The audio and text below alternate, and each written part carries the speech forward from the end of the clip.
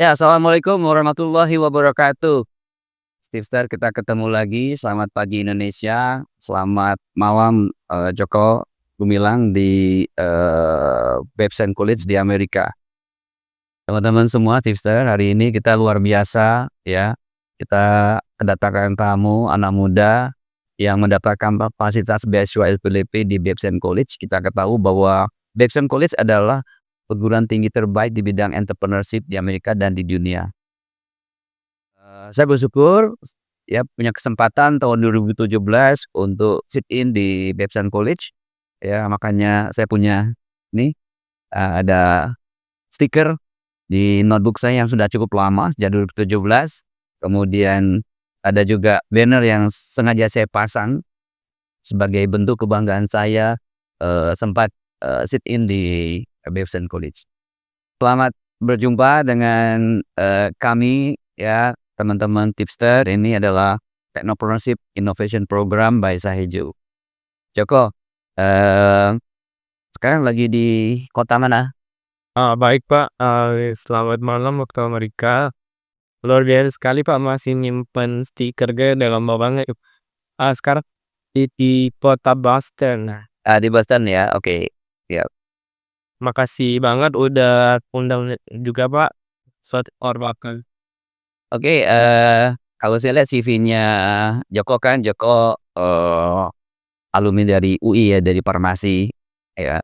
Kemudian bisa ceritakan nggak gimana bisa dapat beasiswa LPDP, kemudian kenapa memilih Babson? Baik Pak, jadi sebelumnya itu saya berkuliah di UI di jurusan farmasi dan lanjut ke apoteker. Dan saat itu memang saya udah tertarik dengan entrepreneurship. Jadi dari zaman kuliah memang udah sering ikut lomba-lomba bisnis. Kemudian udah ngejalanin bisnis juga dari kuliah. Lalu pada saat lulus kerja, awalnya kerja di startup.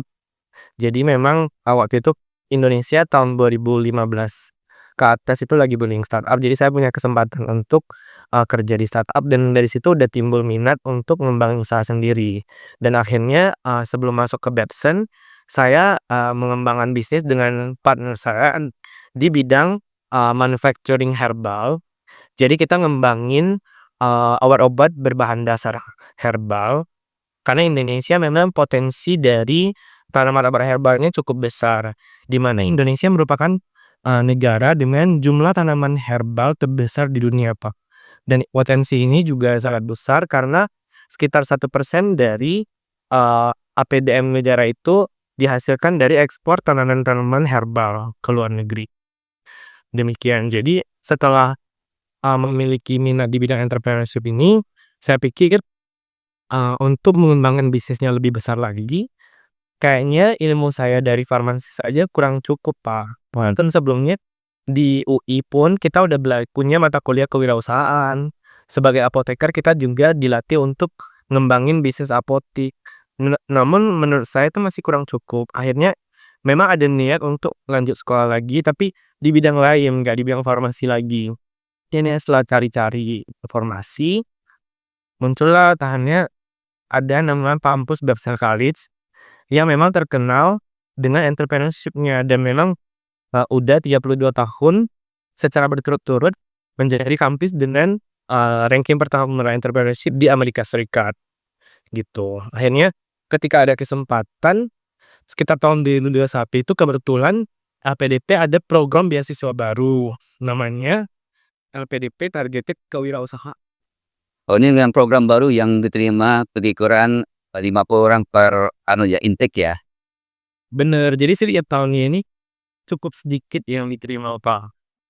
Jadi kurang lebih sekitar 30 orang saja. Oh, 30 Dibandingkan beasiswa lain ya ini. PDP juga yang untuk jurusan lain yang lebih beragam itu mungkin bisa terima sampai ribuan orang. Tapi untuk kewirausahaan tiap tahunnya cuma 30 orang, Pak. 30. Gitu. Nah, ini saya mencoba daftar dan keterima di tahun itu. Akhirnya setelah itu saya coba daftar kampusnya dan saya akhirnya keterima tahun lalu dan sekarang saya sedang berkuliah di tahun pertama di program MBA di Babson College. Joko, pada waktu di LPDP dulu syaratnya kalau nggak salah membuat bisnis plan atau membuat apa, rencana bisnis sebagai salah satu syarat untuk ikut program yang entrepreneurship ini? Benar, jadi salah satu syarat yang membedakan, eee, program beasiswa LPDP Targeted Kewirausahaan ini dengan program beasiswa yang lainnya itu adalah kita harus memiliki salah satu dari 2 hal ini. Pertama adalah memiliki bisnis yang sudah berjalan, ada kemungkinan untuk dilakukan scale up atau dikembangkan menjadi lebih besar lagi. Yang kedua adalah, kita memiliki ide bisnis yang kita akan kita kembangkan sesegera mungkin gitu. Jadi, sambil kita bekerja atau sambil kita kuliah, kita akan mengerjakan bisnis ini, gitu. Oke. Oke, 2 syarat itu ya. Jadi syaratnya yang sudah punya bisnis, yang kedua adalah mereka yang punya ide bisnis yang akan segera dijalankan. Benar, dan Nah, memang dari teman-teman saya yang di program LPDP Kewirausahaan, Pak, ada sebagian itu yang memang udah punya bisnis. Ada satu yang punya bisnis keluarga itu es cendol ya, kalau udah lumayan terkenal di Jogja ya. Saat ini teman saya ini sedang kuliah di IEC Spanyol. Lagi teman-teman saya ini udah punya ide bisnis yang memang udah berjalan cukup lama. oh luar biasa ya. Nah, Joko, bisa diceritakan nggak, sedikit tentang Babson College ya? Karena Babson College ini tadi sudah disampaikan perguruan tinggi terbaik di bidang entrepreneurship di Amerika Serikat, bahkan juga di dunia. Apa yang membedakan metodologi kurikulum belajar di Babson dengan di tempat lain? Baik, Pak. Jadi memang karena terkenalnya dengan entrepreneurship-nya, dan saya sebagai mahasiswa yang sedang berkuliah saat ini juga merasakan perbedaannya. Jadi, program program Curaçao tuh udah ada dari program S1 sampai program, S2. Jadi untuk mahasiswa S1-nya itu udah diwajibkan untuk memiliki ide bisnis yang akan dijalankan itu dari tahun pertama. Ya, dan dijalankan di tahun kedua sampai tahun akhir perkuliahan. Kemudian untuk yang program S2, eee dari yang saya rasakan itu, di semester 1 kita udah harus punya ide bisnis yang kita kembangkan bersama kelompok kita. Apakah itu akan dilanjutkan atau tidak, itu tergantung dari kelompok kita. Jadi, dari ide bisnis yang kita lakukan ini, kita coba pelajari dari segi marketing, operation, kemudian finance, accounting, dan lain-lain loh. Dan hal yang menarik dari Baxen adalah profesornya atau para pengajarnya itu juga adalah pengusaha atau Oh, investor. people. Jadi bukan hanya dosen akademis, tapi juga ada dosen-dosen yang memang dia pengusaha, praktisi pengusaha, sehingga melengkapi dosen akademis gitu ya? Benar. Dan memang hal yang menarik adalah biasanya dosen itu akan menceritakan Pengalamannya. pengalaman langsung. Jadi lagi real ya, tidak hanya, textbook tapi juga ada benar-benar real bisnis ya. Wah, luar biasa.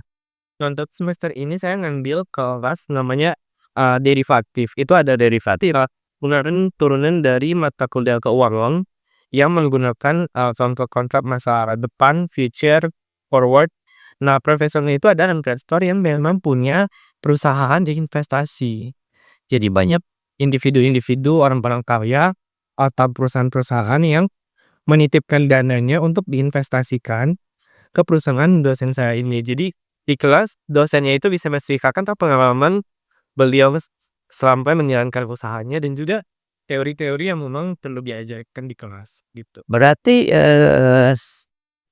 bisa terjadi kolaborasi dong antara dosen dengan mahasiswa, kemudian antara mahasiswa dengan mahasiswa, baik teman mahasiswa satu angkatan atau mahasiswa yang beda angkatan, begitu? Benar, sangat mungkin sekali, Pak. Jadi di website ini, hal yang juga menarik adalah setiap tahun itu kurang lebih ada sekitar 15 sampai 18 lomba pitch competition, di mana mahasiswa-mahasiswa yang berkuliah itu akan dipicu untuk mengikuti lomba bisnis idea ini dan ada hadiah dari setiap perlombaan ini. Sehingga memang dari kitanya itu udah terpicu untuk, eee, punya ide-ide bisnis yang akan kita sampai akhirnya dipresentasikan untuk mendapatkan pendanaan gitu.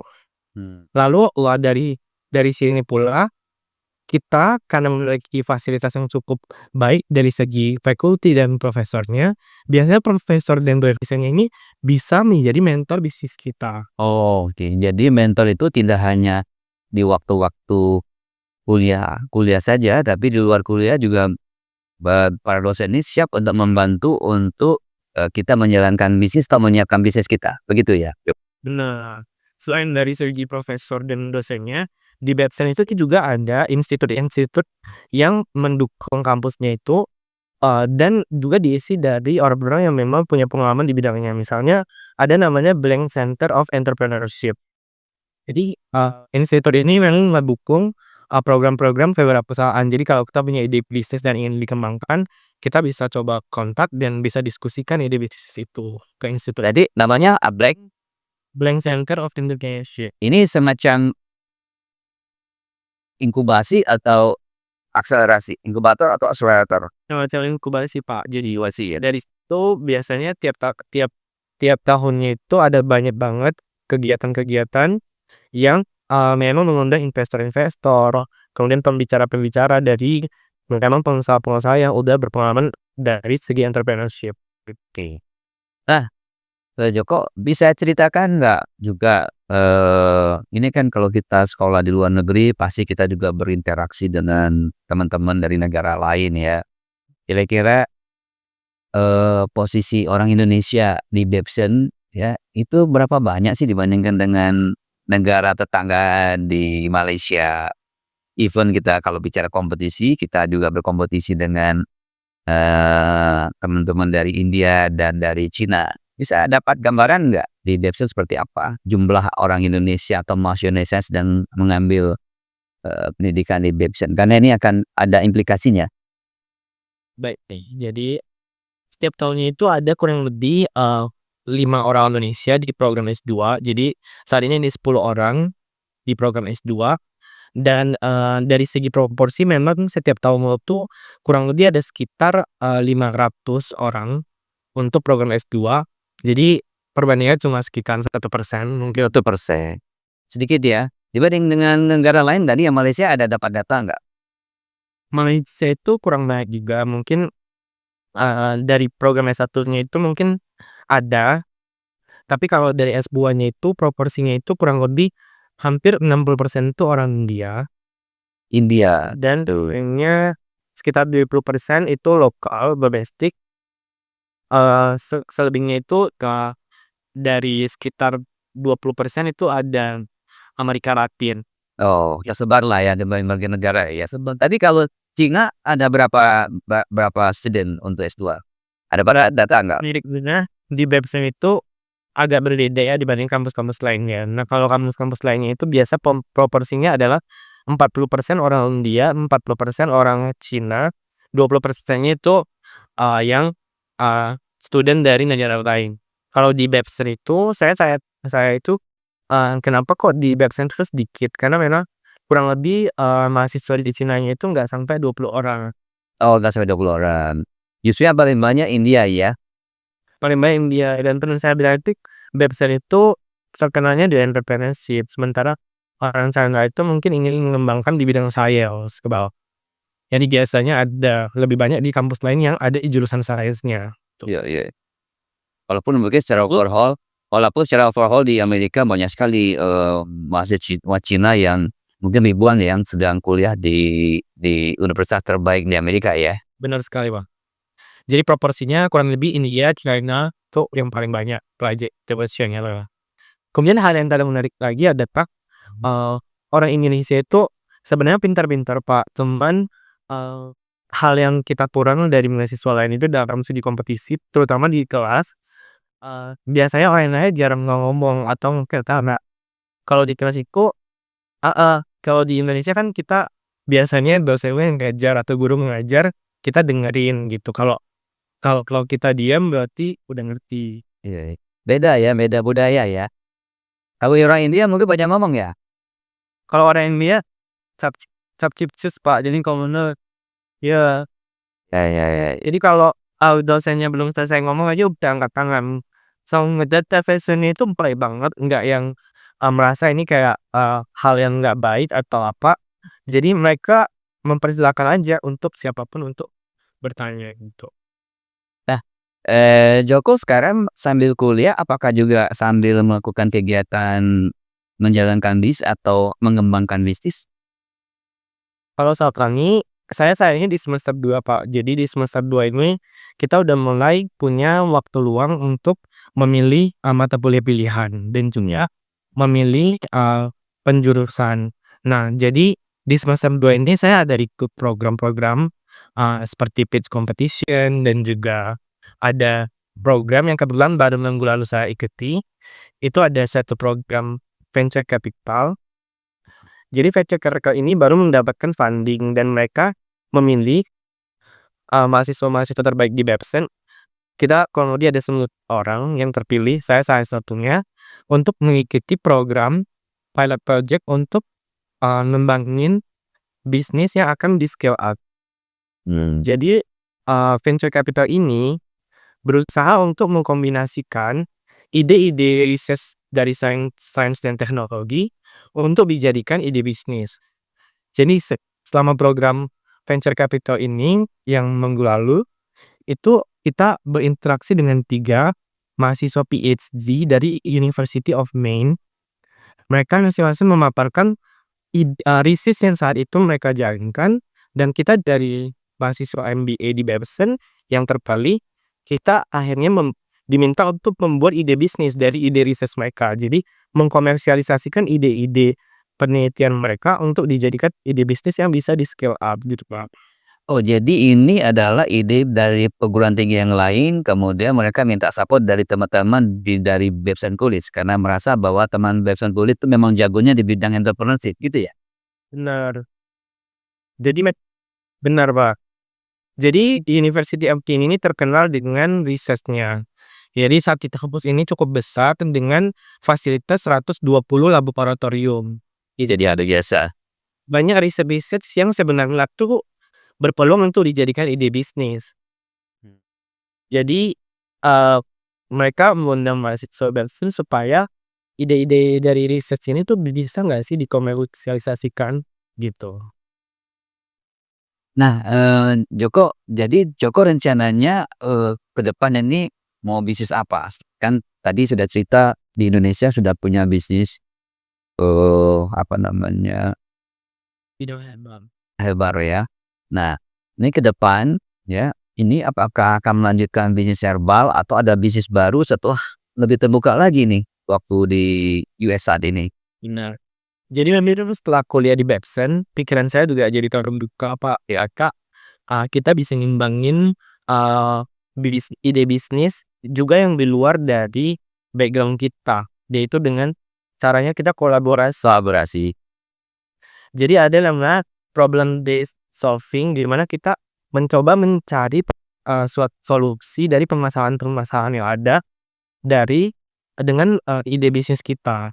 Jadi kalau misalnya kita kita tahu ada masalah, kita ingin jadi bagian dari solusi ini, tapi kita nggak bisa nih kita nggak punya background-nya, kita bisa kolaborasi dengan orang lain.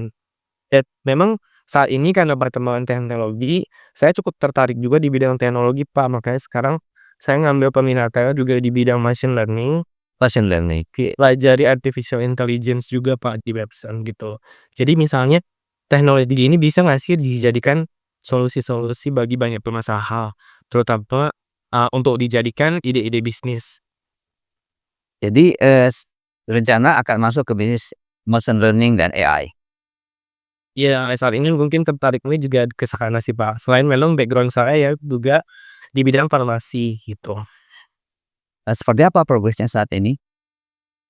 Kalau sekarang, saat ini ya sedang merencanakan proposalnya. Jadi, setelah program venture capital yang minggu lalu itu, berikutnya kita akan mengembangkan, bisnis proposalnya untuk roadmap, selama setahun ke depan itu gimana. Dan apabila bisnisnya itu bisa di-scale up, kita akan nanti lanjut untuk kerja ke perusahaan ini gitu. Oke, artinya sudah dibuatkan persiapan-persiapan, sudah dilakukan, sudah dipresentasikan ke visi, sekarang ini adalah tinggal dibuatkan lebih detailnya action plan gitu ya? bagaimana perencanaan keuangannya. Oke. roadmap yang kira-kira bisnis ini bisa dijalankan nggak dalam waktu setahun kurang lebih gitu. Itu rencana dijalankan di US atau di Indonesia? Jadi kebetulan investornya itu dari pemerintah state Maine. Oke. Jadi dari state-nya itu memang cukup suportif terhadap ide-ide bisnis karena mereka ingin mengembangkan bisnis dan entrepreneurship di Maine. Secara data itu Maine itu 10 besar state di US yang GDP-nya terkecil. Jadi mereka ingin ngembangin ekonomi di Maine. Tuh, Pak. Dari segi pemerintahnya mereka cukup support dan venture capital yang kita ikutin minggu lalu itu baru juga mendapatkan funding-nya dari pemerintah Maine. Tuh, jadi persyaratannya itu misalnya ada orang asing yang ingin mengembangkan usaha di US, itu yang paling ketat itu adalah masalah pajak. Kalau administrasi itu mungkin pemerintah bisa support dari visa khusus bisnis dan lain-lain. Tapi memang kalau ada institusi yang misalnya berkolaborasi atau bekerja sama dengan kita, itu cukup mudah sih Pak. Kalau dari saya sendiri, saat ini karena saya ikut program ini, jadi mungkin kembangan bisnisnya awalnya itu di statement-nya. Statement ya. Oke, artinya eh eh, pemerintah atau statement ini mempermudah untuk tumbuhnya para startup, begitu? Bener. Salah satunya venture capital yang udah mendapatkan dana ini Pak. Jadi karena mereka yang sedang gencar-gencar mengembangkan ekonomi di statement. Tapi ini cuma salah satu pilihan ya Pak. Kembali lagi yang saya bilang di Babson itu ada banyak kesempatan untuk bertemu dengan investor. Jadi kalau misalnya proyek ini berjalan ya saya akan lanjut.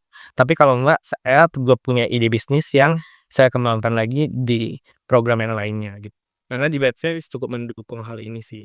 Jadi secara umum adalah di Babson kampus, kemudian di state-nya juga sendiri sangat mendukung program startup ya untuk mahasiswa atau anak-anak muda yang mau menjalankan bisnis. Begitu ya? Jadi alumni Babson yang saya kenal juga ada yang membangun bisnis di Boston area di Massachusetts. Dan itu juga prosesnya juga mudah. Saya lihat diskusi dan udah nanya-nanya dan kurang lebih udah dijalankan setahun. Teman saya ini menjalankan bisnis berlian dari Cina dan Amerika dan prosesnya juga dipermudah. Oke, jadi proses dipermudah ya. Kemudian yang kedua adalah itu apakah untuk orang asing dan orang Indonesia juga dipermudah? Apakah ada diskriminasi? Oh, kalau untuk orang Amerika dipermudah, kalau untuk orang asing dipersulit gitu? Nggak? Nggak ada yang seperti itu sih. Nah, jadi benar. Jadi memang asalkan administrasi yang lengkap dan juga ada dokumen yang namanya SSN itu semacam NPWP. Jadi untuk bagaimana administrasi pembayaran pajaknya karena di Amerika itu pajak itu lumayan ketat Pak. Iya, iya. Kalau seandainya tahu nggak, kalau seandainya kita mau setup bisnis gitu ya, ngurus bisnis di Amerika, itu berapa lama prosesnya? Prosesnya itu nggak sampai berbulan-bulan sih Pak. Mungkin sekitar sebulan udah bisa karena teman saya pun saya di program MBA Master in Business Administration di website itu program S2-nya itu ada beberapa jenis. Nah, selain LDA itu ada namanya MSEL, Master of Science in Entrepreneurship and Leadership. Jadi di program ini mahasiswanya itu kebanyakan punya family business dan mereka ada yang ingin mengembangkan usaha di US. Dan beberapa temennya saya ajak ngobrol dan mereka sedang berkuliah juga mereka juga nggak punya masalah dalam administrasi sih. Oke, artinya gampang ya, tidak lebih dari 1 bulan ya, sudah selesai urusannya untuk orang asing termasuk orang Indonesia. Nah, Joko sekarang kegiatan selain kuliah, kemudian sedang proses untuk men-setup bisnis, apa kegiatan yang lain di ekstrakurikuler yang hubungannya dengan mahasiswa Indonesia? Jadi karena saya menerima beasiswa LPDP, jadi saya tergabung dalam Perserikatan Mahasiswa LPDP yang namanya Mata Garuda, Pak. Di Indonesia nama itu Mata Garuda Amerika dan, saat ini saya tergabung dengan tim yang namanya Startup Hub. Jadi tim saya ini saat ini sedang membangun ekosistem dari para founder dan co-founder dari mahasiswa Indonesia yang ada di Amerika Serikat, yang ingin mengembangkan bisnisnya di Amerika Serikat ataupun nanti akan dilanjutkan ke Indonesia, dan kita berusaha membangun ekosistem ini untuk menghubungkan lah para investor dengan para founder-founder ini. Program kita itu cukup banyak dari Startup Hub Team ini. Kita mengadakan webinar series. Saat ini udah 3 kali webinar dan pesertanya juga cukup antusias dari para founder-founder ini. Dan kita juga nanti akan ada pitching bisnis ke para investor yang mungkin dalam beberapa bulan ke depan. Jadi kita cukup tahu bahwasanya Amerika itu memang kayak ibaratnya startup, jadi kita berusaha untuk maksimalin kesempatan para pelajar Indonesia di Amerika itu untuk punya akses ke para investor ini sih, Iya. bisa membawa investasi ke Indonesia gitu, Pak. Ya kok, ini menarik sekali ya, kegiatan ini ya, kolaborasi ya, teman-teman di Indonesia ya, kemudian tadi ada Ini kurang lebih ada sekitar 30 orang yang udah jadi anggota dari Startup Hub Community ini, Kak. namanya Startup Cup ya, community, ya oke. Ini hanya khusus untuk teman-teman dari, LPDP ya? Kebetulan enggak. Jadi pada saat kita awalnya ingin menjaring orang-orang, ternyata ada 3 yang bukan anggota LPDP dan ingin bergabung. Jadi kita tiap masa ini untuk, siapa aja pelajar-pelajar yang ada di Amerika Serikat, tuh.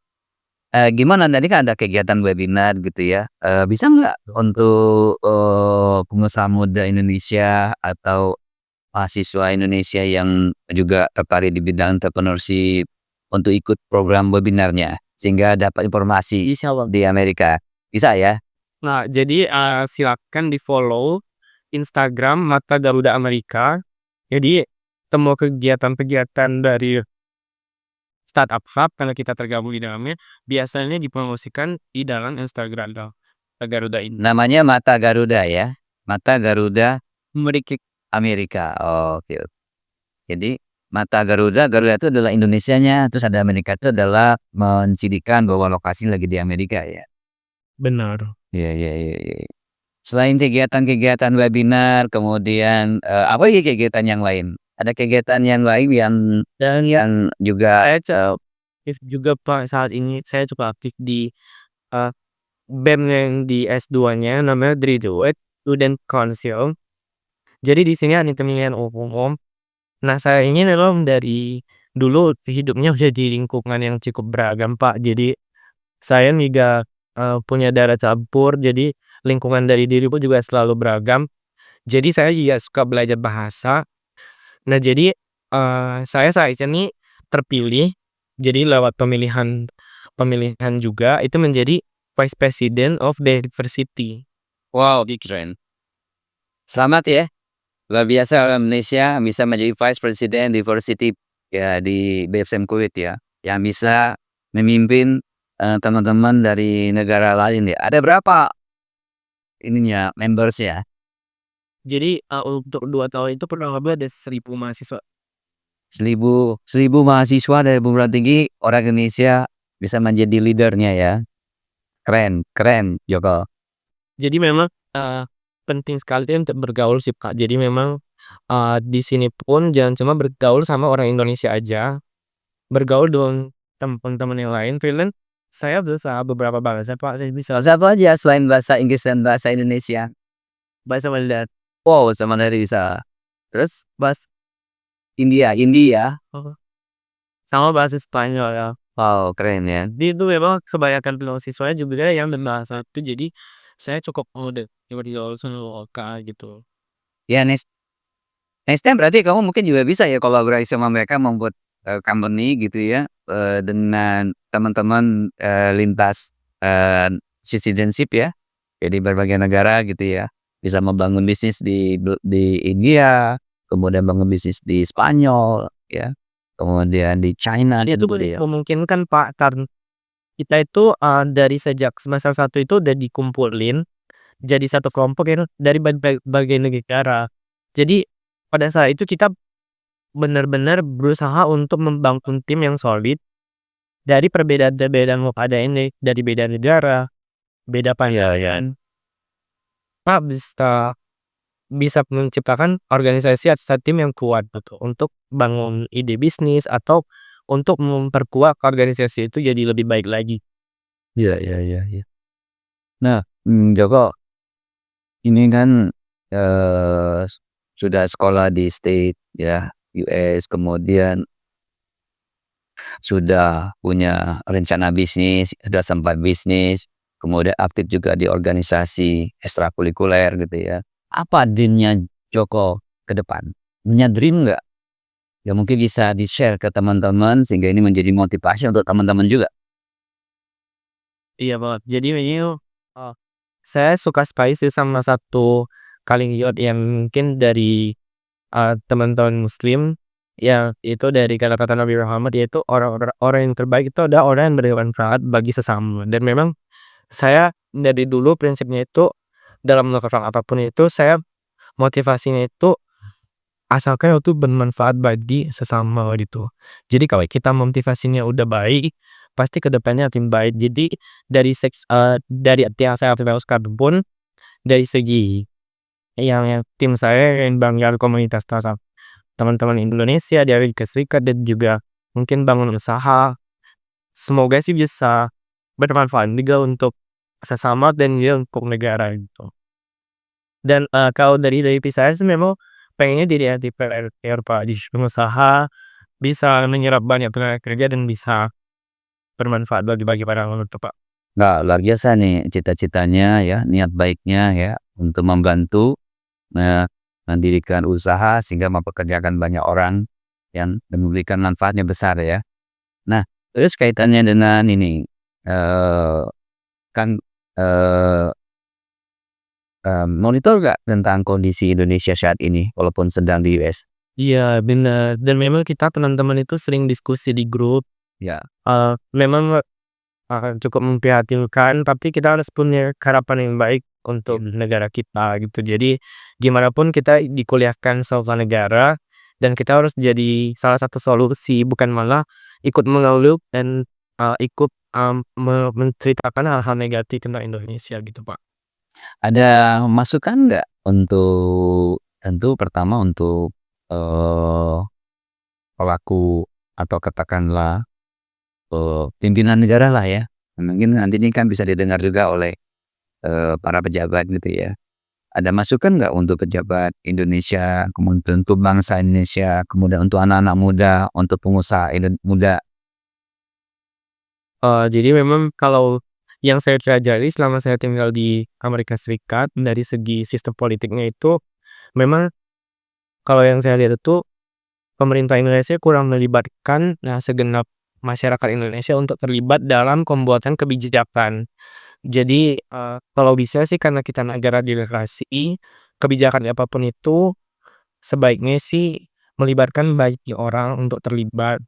Karena seringkali itu peraturan atau undang-undang itu diundangkan dan tahu-tahu udah jadi peraturan yang disah ya, tanpa ada pembicaraan dengan masyarakat luas. Sementara di sini, hal kecil aja, Pak, kita mau melihara hewan peliharaan aja, kalau ada satu tetangga kita yang komplain dengan suara hewannya, hewan peliharaannya itu bisa jadi nggak bisa pelihara, karena pemerintah itu sangat mendengar suara masyarakatnya, gitu, Pak. Iya iya iya iya. Nah, Joko, eee, apa kira-kira, masukanlah, tips ya, untuk teman-teman nih banyak sekali yang mengontak saya, ingin ikut LPDP dan ambil sekolah perguruan tinggi terbaik di Amerika. Ada tips nggak, gimana caranya bisa lolos LPDP sama seperti Joko yang sekarang? Oke, baik, iya, Jin. Memang, kalau menurut saya, Pak, ya, hal penting itu kalau kita ingin kuliah ke luar negeri, hal yang pertama kali disiapkan itu adalah bahasa Inggrisnya. Sehingga Iya, mesti mesti belajar bahasa Inggrisnya dulu, kemudian, kita dapat skor yang sesuai dengan syarat dan kampus, biasanya ke depannya itu udah lebih mudah, Kak. Kemudian khususnya untuk program beasiswa dari, di SRICT, yaitu LPDP Kewirausahaan, memang kita harus punya ide bisnis atau, bisnis yang udah majalah gitu. Itu pembedaannya dari desktop lain, tapi secara khusus kompetensi bahasa itu yang paling penting, Pak. selain bahasa, kemudian apalagi yang lain harus disiapkan oleh, eee, anak-anak Indonesia yang mau ngambil S2 lewat program LPDP? Yang paling utama lagi itu adalah kita punya niat baik dan memang punya suatu pemikiran untuk berkontribusi ke Indonesia. Jadi, dalam bidang apapun yang kita jalani, kita berpikir atau membuat suatu kontribusi yang nantinya akan menjadi solusi bagi permasalahan bangsa gitu. Artinya harus punya niat yang kuat untuk belajar di luar negeri, kemudian nanti akan membantu balik ke Indonesia atau di luar untuk memajukan bangsa Indonesia ya, gitu ya kira-kira ya? Benar, setuju. Ya. Nah, sekarang kalau Joko sendiri rencananya mau balik atau mau tetap di US? Kalau saya, jadi tahun ini memang peraturan dari APAP itu agak berubah. Jadi kita mahasiswa Indonesia yang kuliah di ADB itu diperbolehkan untuk stay selama 2 tahun gitu. Kalau mungkin cari pengalaman kerja dulu selama 1-2 tahun, Pak, kemudian baru kembali lagi ke Indonesia gitu, Pak. Oke. Nggak ada rencana untuk misalnya, untuk membangun bisnis tadi kan, sudah punya apa, kemampuan bahasa ya, yang bisa bahasa Spanyol, bahasa Cina, Mandarin, bahasa, Hindi, India gitu ya. Apa boleh, di LPDP itu untuk kita tetap stay di Amerika setelah 2 tahun atau membangun bisnis di negara lain? Kalau itu bisa didiskusikan dengan komunitas. Nih ya, Nah, jadi pada saat kita ingin stay pun kita harus membuat surat izin, apa yang ingin kita lakukan dan itu belum tentu diizinkan. Jadi memang, intinya kita minta izin gitu karena kita masih terikat kontrak. ya artinya kan dikomunikasikan karena menurut saya, bisa juga lebih baik ya dibandingkan membangun bisnis Indonesia, bisa saja juga membangun bisnis di Amerika, orang Indonesia, kemudian juga di negara lain, walaupun dapat LPDP dikomunikasikan mungkin bisa ada pertimbangan khusus lah ya, ada pertimbangan Jadi ya, intinya komunikasi. komunikasi. Ya ya ya ya. Nah, Joko, apa pesan untuk, eee, tadi pesan untuk yang mau ikut LPDP, lolos LPDP. Sekarang pesan untuk pengusaha muda Indonesia, apa pesannya atau tipsnya?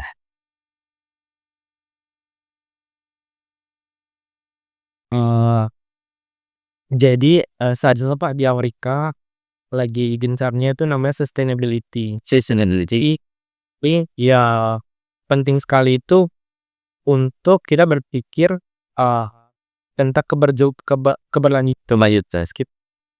Jadi memang untuk pengusaha muda atau pengusaha yang saat ini udah berjalan lama, penting untuk memikirkan inovasi. Apa sih yang kita udah lakukan dan akan kita lakukan, dan bagaimana bisnis kita itu bisa berlanjut sampai masa-masa mendatang. Jadi, misalnya perusahaan kita di bidang yang berdampak pada lingkungan. Kalau kita membuat dampak yang buruk pada lingkungan, tentu bisnis kita nggak akan lama, karena ketika lingkungan rusak, ya bisnis kita juga akan, terpengaruh juga. Jadi penting untuk memikirkan faktor sustainability bagaimana, supaya, hal yang kita lakukan dalam bisnis itu tidak berdampak, eee, ke lingkungan atau ke hal lain dan itu perlu dipertimbangkan juga, seperti itu, Pak. iya. Artinya, perlu berbisnis berbasis sustainability, berbasis kepada inovasi, jangan mengandalkan hanya ya, sumber daya alam Indonesia karena sumber daya alam itu bisa jadi habis dan rusak gitu ya kira-kira ya. Setuju, Ya. Nah, satu lagi terakhir mungkin ini, Joko, eee, dulu waktu tahun 90-an itu kan masih ada belief orang ya bahwa untuk menjadi technopreneur atau entrepreneur tuh nggak perlu sekolah. Nah sekarang justru, Joko malah belajar entrepreneurship, technopreneurship di, Babson di Amerika. Gimana tanggapan orang yang punya pemikiran bahwa, "Walah kalau berusaha berbisnis itu nggak perlu sekolah Bang," gitu ya. Jalan saja, gimana tanggapannya? Jadi kita beruntung, jadi kebetulan banyak juga pengusaha Indonesia yang datang ke Babson, Pak. Salah satunya itu namanya Pak Salmon Subakat. Oh sih juga ya? Iya, jadi Pak Salman sering datang ke Boston dan juga salah satu donatur untuk program entrepreneurship di Babson. Oh, itu salam dari saya ya, kalau ketemu ya. Kebetulan saya punya program namanya Salman Technopreneur Academy, itu beliau adalah salah satu mentornya. Local Maria itu yang sampai akhirnya jauh. Ya, ini program kita sudah program keempat, kita adakan program itu dan beliau salah satu mentor bersama-sama dengan saya dan teman-teman yang lain. Berapa sering beliau ke US, ke Babson? Tahun lalu dan kali ini saja saya udah bertemu 2 kali. Oh keren, kawan ya? Minggu depan mau datang lagi. Oke, sip sip sip, iya iya. Jadi, dari Pak Salman, kita sempat, diskusi dan sharing dan dari Pak Salman cerita bahwasannya dulu itu, entrepreneur itu bukan sesuatu hal yang bisa diajarkan. Kenapa? Karena entrepreneur itu atau pengusaha itu hidupnya udah sibuk dan biasanya ketika mereka mau mengajar, mereka udah di usia pensiun kan, kemudian itu sibuk cari duit. Nah, akhirnya Babson inilah yang menemukan cara bagaimana entrepreneurship itu bisa diajarkan gitu dan, memang kebanyakan dari pengajar di Babson itu sudah saya ceritakan sebelumnya itu memang pengusaha juga dan mereka bisa berbagi pengalaman bisnis mereka, bagaimana mengembangkan bisnis, bagaimana untuk, kembangkian entrepreneurship mindset kita gitu. Jadi memang intinya kuliah itu penting nggak penting, tapi, kalau untuk program yang saya jalanin ini, kita bisa belajar langsung dari praktisi yang memang menjalankan, gitu. Seperti itu sih, Pak. Ya, jadi menurut saya konteksnya adalah berbeda ya, zaman dulu dengan zaman sekarang. Zaman sekarang adalah memang kalau kita mau berbisnis apalagi berbasis teknologi harus belajar ya. Teman harus pintar ya kan. Kalau nggak pintar nggak bisa dia, berkompetisi dengan yang lain ya kan ya. Kemudian ditambah lagi bahwa banyak sekali bisnis-bisnis teknologi itu adalah mereka memang orang-orang pintar ya kan ya. Jadi kalau seandainya orang tidak pintar, tidak sekolah, ya mungkin bisnisnya yang lain ya, bisnis yang bukan berbasis teknologi, gitu ya. Jadi kalau seandainya saja tadi kalau seandainya mereka punya, eee, pemikiran bahwa, "Wah, eee, kalau berbisnis, nggak perlu sekolah," ya kalau gitu kita balik ya, berbisnis aja nggak sekolah apalagi kalau dia pintar ya, lebih jauh lagi harusnya ya.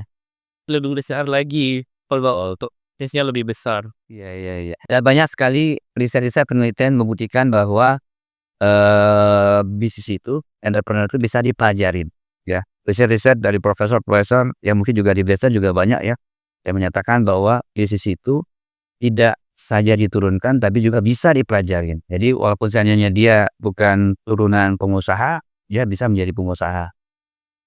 Apalagi kalau dia sudah punya turunan, mungkin sudah terpengaruh lingkungan dan berusaha, wah lebih luar biasa itu. Itu ya. Iya iya. Baik, makasih, Joko Gumilang ya, Karena sisi bisa kesempatan yang kurang. ya terima kasih sudah mau sharing dengan kita teman-teman dari komunitas Entrepreneurship Innovation by Sahejo.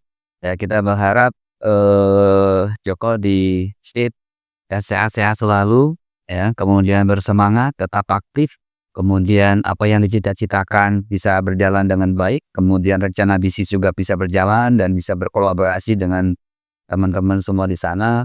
Kemudian jangan lupa ya untuk tetap berdoa untuk Indonesia, kemudian berkontribusi untuk Indonesia membantu teman-teman yang lain, kemudian juga mungkin juga bisa berkolaborasi selama, menghubungkan ya, sebagai hub, bukan saja hub-nya tadi teman-teman yang L2DP atau teman-teman di US, tapi juga teman-teman yang di Indonesia ya, untuk bekerja sama dengan teman-teman di US. Baik, terima kasih ya Joko, Sister, ya, kita sudah hampir 1 jam ya diskusi, ngobrol-ngobrol dengan Joko Gumilang ya. Beliau sekarang sedang di Babson College ya. Mudah-mudahan Joko nanti tetap bisa berkontribusi ya, kalau kita ada acara lagi. Dan jangan lupa diinformasikan acara webinarnya, nanti kita akan coba umumkan ke teman-teman, mudah-mudahan mereka juga bisa ikut ya, gitu. Baik, sekali lagi terima kasih Joko, terima kasih semua teman-teman, mudah-mudahan kita semua sukses ya. Saya akhiri, wassalamualaikum warahmatullahi wabarakatuh.